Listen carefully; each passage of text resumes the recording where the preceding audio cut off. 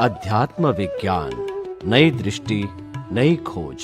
देखिए, सुनिए और समझिए। अध्यात्म विज्ञानी पूज्य स्वामी श्री कमलेशानंद जी के निर्देशन में सनातन सत्य का अनुसंधान कर जीवन को प्रकाशित करें।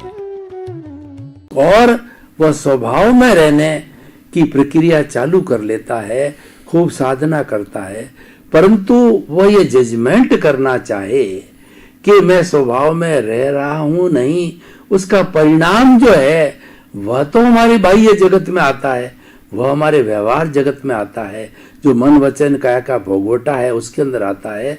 तो उसको हम महसूस कैसे करें? जो हम मन वचन काया की प्रवृत्तियों का भुगतान कर रहे हैं, उसमें क्या परिवर्तन हमको महसूस होना चाहिए, जैसे ये लगे कि मेरी स्वभाव की अनुभूति बढ़ रही है। टेस्ट करना चाहते हैं, कृपया वो टेस्ट बताइए। प्रश्न के लिए धन्यवाद। देखो, ज्ञान ही एक ऐसी चीज है जिसका आप उपयोग कर सकते हैं और अनुभव भी कर सकते हैं, मगर वो ज्ञान लाइव होना चाहिए। ज्ञान नॉलेज के रूप में नहीं होना चाहिए, ज्ञान मेमोरी के रूप में नहीं होना चाहिए। वो तो स्टोरेज है।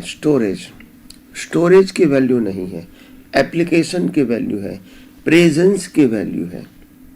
अगर हमारे पास ज्ञान है, परिवार में सबके पास ज्ञान है, घर के अंदर, कि जो घर में हमारे ग्रैंडफादर ने सूत्र लिखा है, घर के अंदर बीचों बीच सत्यमेव जयते, ये सूत्र लिखा है। हमारे घर के हर व्यक्ति वो सूत्र पढ़ते हैं, उसका अर्थ भी समझते हैं।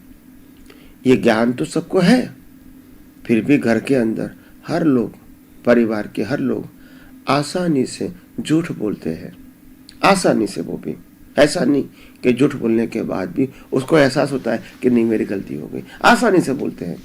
तो इसका मतलब ये है, ज्ञान होते हैं वो ज्ञान एक्टिव मोड में नहीं है, लाइव नहीं है, सिर्फ स्टोरेज में है। तो स्टोरेज के ज्ञान की कोई कीमत नहीं है।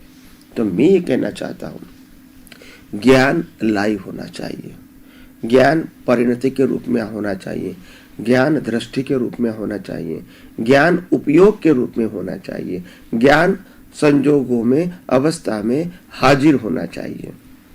अगर राग और द्वेष के संजोग आते हैं जीवन में, उदय कर्म के अधीन, उस समय जो ज्ञान हो गया, इस समय ज्ञान हाजिर हो गया कि नहीं, मैं राग और द्वेष दोनों को साइन नहीं करूंगा।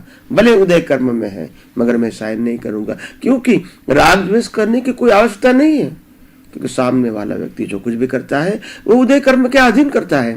तो इसीलिए मेरे को राग द्वेष करने की जरूरत नहीं है। तो ये ज्ञान मेरे को हाजिर हो गया कि उनके मन वचन काया की अवस्था मात्र कुदरती रचना है। इससे जो इस शरीर को भुगतान होती है, ये भी कुदरती रचना है। अगर ये ज्ञान मेरे को हाजिर रह गया, तो फिर ये जो राग द्वेष होगा नया है, चार्ज के रूप में, वो नहीं होगा। उदय के रूप में राग द्वेष, परिणाम के रूप में राग द्वेष कंपलसरी है, उसके लिए आज हम जिम्मेदार नहीं है। मगर उदय के साथ हमने सिग्नेचर कर दिया कि राग, ये ही बात सही है और ये गलत है, यानी नया राग द्वेष हमने अंदर से साइन करके बनाया, उस समय के ज्ञान दर्शन के अधीन। तो उसके लिए हम जिम्मेदार हैं। और वो ज्ञान दर्शन लाइव होने के नाते वो राग द्वेष भी क्या हो गया, लाइव हो गया, और बाद में कर्म बन गया, और कर्म का फल भी आपको नेक्स्ट बर्थ में मिलेगा। तो ये बात ध्यान से सुनो और ध्यान से समझो कि हमारे जीवन में हमारे पास जो ज्ञान है, वो ज्ञान प्रैक्टिकल होना चाहिए। तो आइए हम नेक्स्ट एपिसोड में और भी बात करते रहेंगे। धन्यवाद। स्वामी जी, आपका बहुत बहुत धन्यवाद, कृतज्ञता, साधुवाद। जय सच्चिदानंद। आप हमें बहुत अच्छी सत्संग करा रहे हैं हमारे श्रोताओं को।